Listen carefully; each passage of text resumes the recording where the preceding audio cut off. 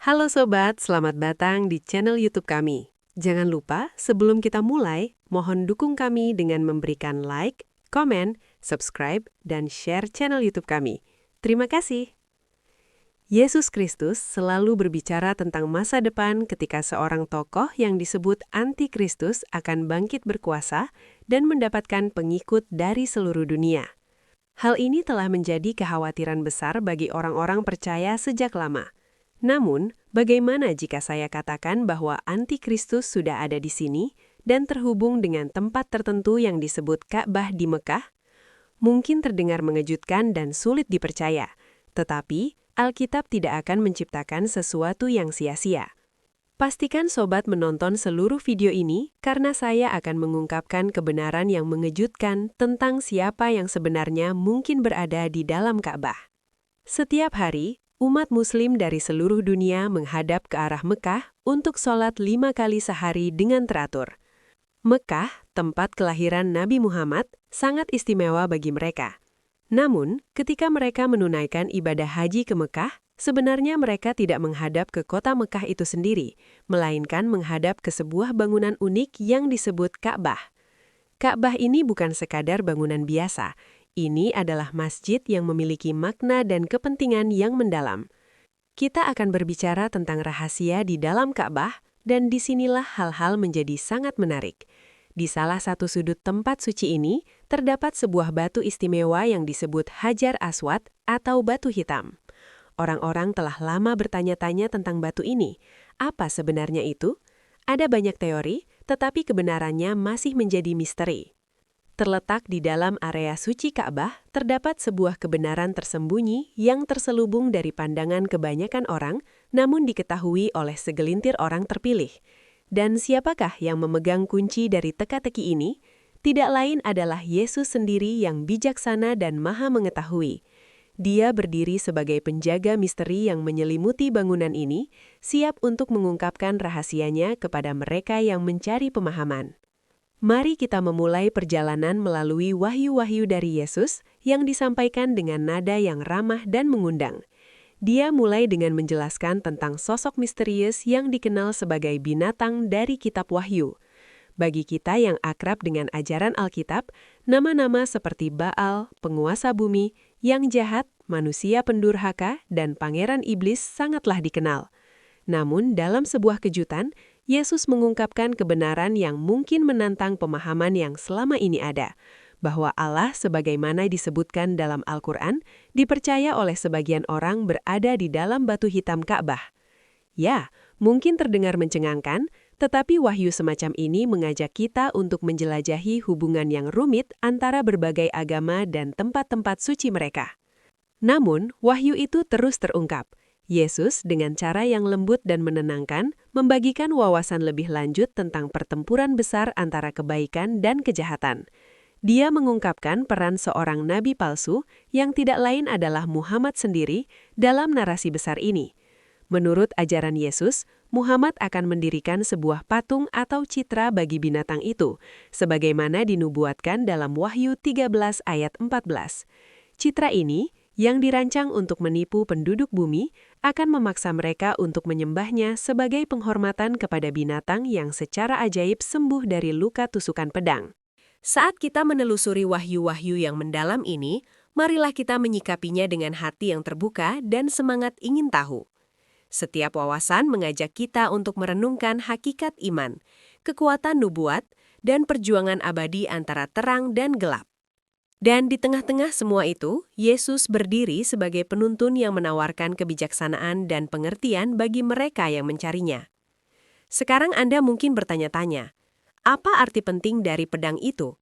Bersiaplah, karena itu tidak lain adalah pedang tajam yang keluar dari mulut Yesus Kristus sendiri, sebagaimana tertulis dalam Wahyu 19 ayat 15-16. Dan inilah satu lagi kebenaran penting. Yesus belum selesai mengungkapkan misteri-misteri tersebut.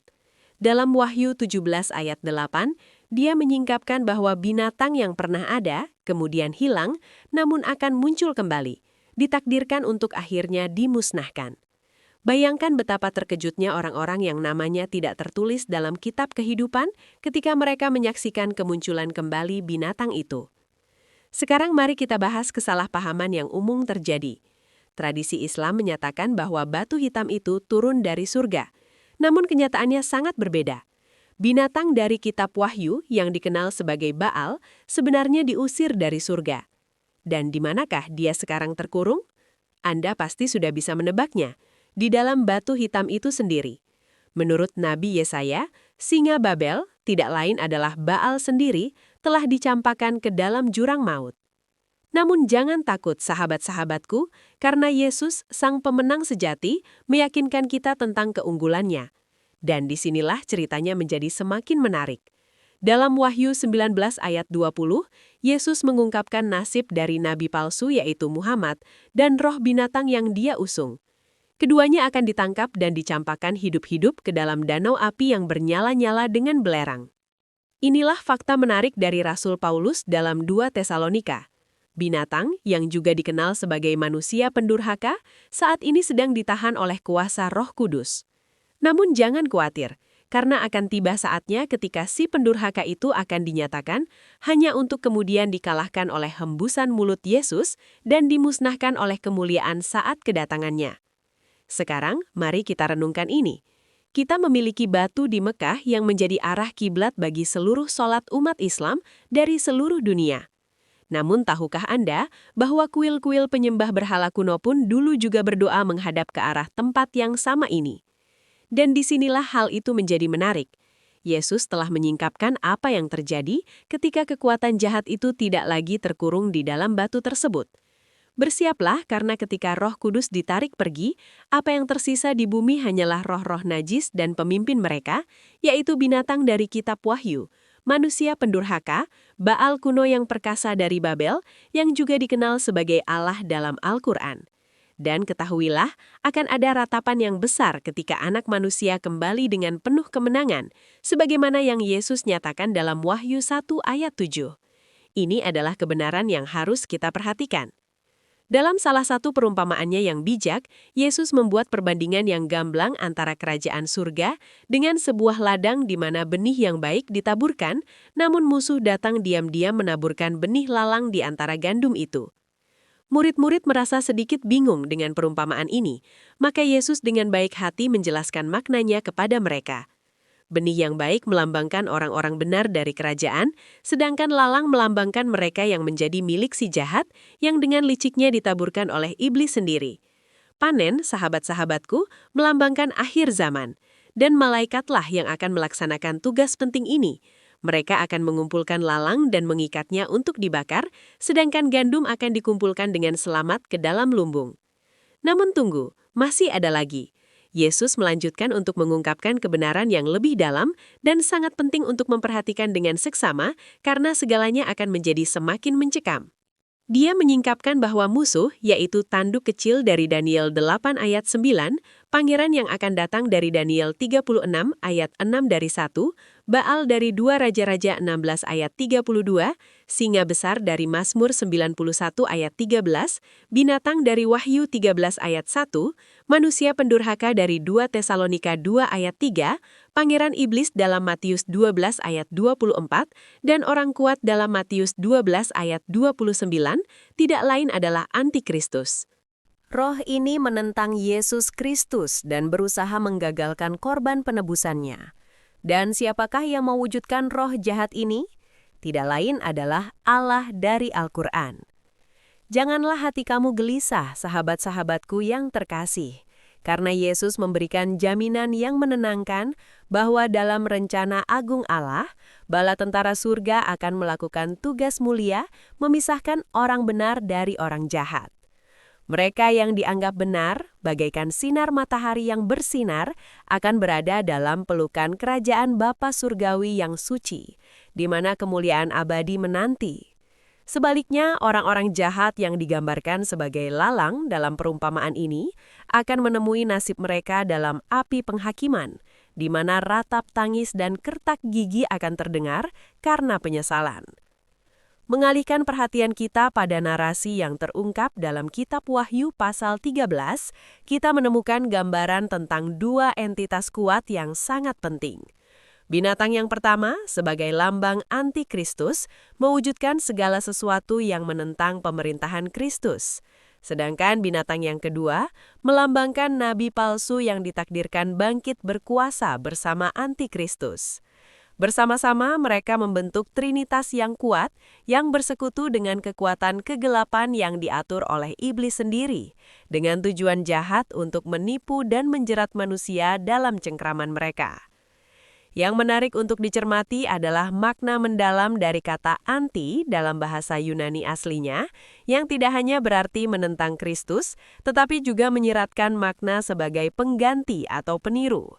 Oleh karena itu, ketika anti-Kristus muncul ke permukaan, dia dengan cerdik tidak secara terbuka menyatakan permusuhan terhadap Kristus, melainkan mengambil peran sebagai sosok Mesias, seorang penyelamat yang dinanti-nantikan oleh banyak orang.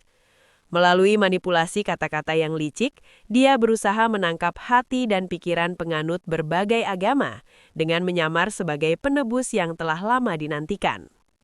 Bersabarlah, karena Allah telah berjanji bahwa apa yang telah Dia meterai pasti akan diangkat dari bumi ketika Tuhan sendiri turun dari surga dengan menunjukkan kuasa dan keagungan yang luar biasa.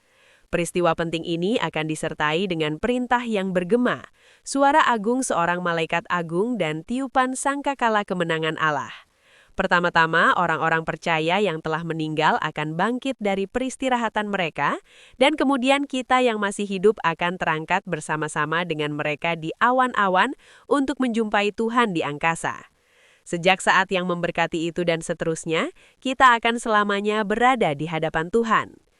Berbeda dengan beberapa cerita fiksi, sangat penting untuk memahami bahwa tidak akan ada kesempatan kedua bagi keselamatan bagi mereka yang ditinggalkan di bumi.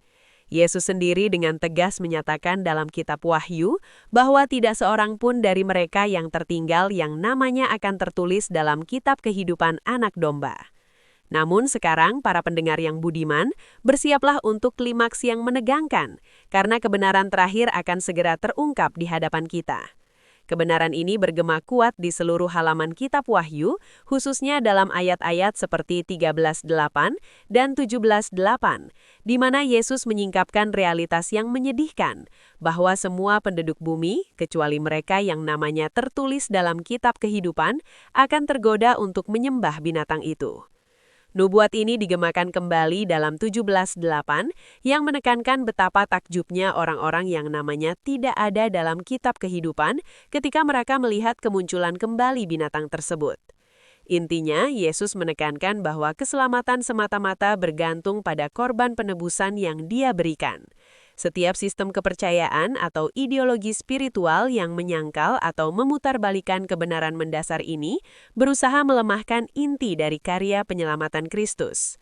Sebagai contoh, Al-Quran menyajikan narasi yang menyangkal kematian Yesus sebagai korban penebus dosa, menyebutnya Isa, dan menyebarkan pandangan yang berbeda tentang misinya. Sebaliknya, Alkitab dengan tegas menegaskan Yesus sebagai anak Allah, pengantara yang memikul dosa, firman Allah yang menjelma menjadi manusia, juru selamat yang disalibkan, dan Tuhan yang bangkit dan menang. Terlebih lagi, penggenapan 351 nubuatan perjanjian lama oleh Yesus menjadi bukti yang kuat bahwa misinya direncanakan secara ilahi. Kesesuaian yang luar biasa ini, yang mencakup nubuatan selama berabad-abad, menegaskan kebenaran yang tak terbantahkan tentang kedilahian Yesus dan keabsahan tujuannya.